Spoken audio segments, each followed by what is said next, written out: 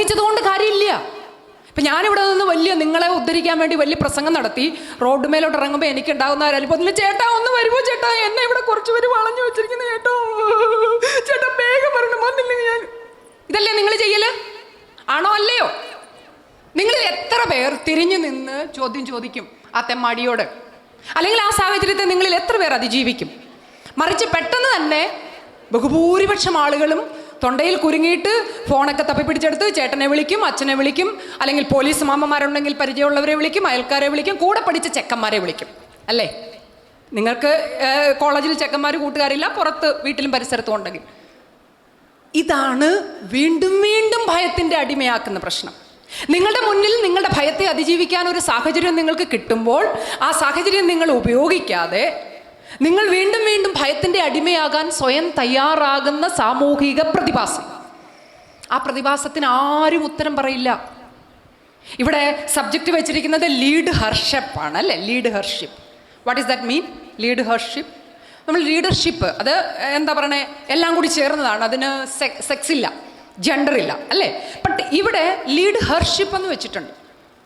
ഈ ലീഡർഷിപ്പ് കൊണ്ട് നമ്മൾ സമൂഹത്തെ നയിക്കാൻ ഇറങ്ങാൻ, നിങ്ങളിൽ എത്ര പേർക്ക് സമൂഹത്തെ നയിക്കാൻ ഇറങ്ങാൻ പ്രാപ്തിയുണ്ട്? ലീഡർഷിപ്പ്. അവിടെ ഇപ്പം ലീഡർഷിപ്പ് വരട്ടെ, കേരളത്തിലും സ്ത്രീ പ്രധാന മുഖ്യമന്ത്രി വരട്ടെ, എല്ലാ മേഖലയിലും സ്ത്രീകൾ അധികാരത്തിൽ വരട്ടെ, എല്ലാ സാഹിത്യ സാംസ്കാരിക സംഘങ്ങളിലും സ്ത്രീകൾ മേധാവികളായിട്ട് വരട്ടെ. സംഭവിക്കുമോ?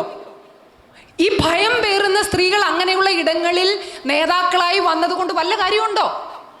ഉണ്ടോ? ഇല്ല. അവിടെയാണ് ഞാൻ പലപ്പോഴും പലതരം ഇത്തരം ചർച്ചകളിൽ വിയോജിക്കാറുണ്ട്. അങ്ങനെ പെട്ടെന്ന് ബ്രെഡിൻ്റെ പുറത്ത് ജാൻ വെക്കുന്നത് പോലെ, അല്ലെങ്കിൽ ഒരു അലങ്കാരത്തിന് വേണ്ടി സ്ത്രീകളെ പദവികളിലേക്ക് ക്ഷണിക്കുകയോ നോമിനേറ്റ് ചെയ്യപ്പെടുകയോ ഒക്കെ ചെയ്യുന്ന അവസ്ഥ കൂടുതൽ പരിതാപകരമാക്കുന്നുണ്ട് നമ്മുടെ സമൂഹത്തിൽ. നമുക്ക് കാണാൻ വേണ്ടി കഴിയും.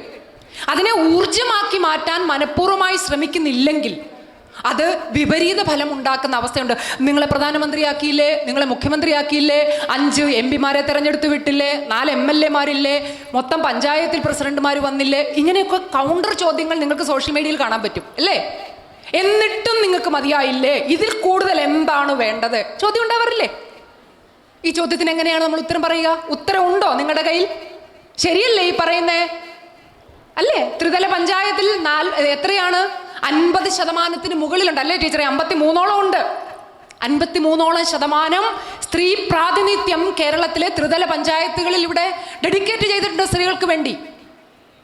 998 മുതൽ ഇവിടെ കുടുംബശ്രീ പ്രവർത്തിക്കുന്നു. ഇന്ത്യയിലെ ലോകത്തെ ഏറ്റവും വലിയ സ്ത്രീ കൂട്ടായ്മയാണ്.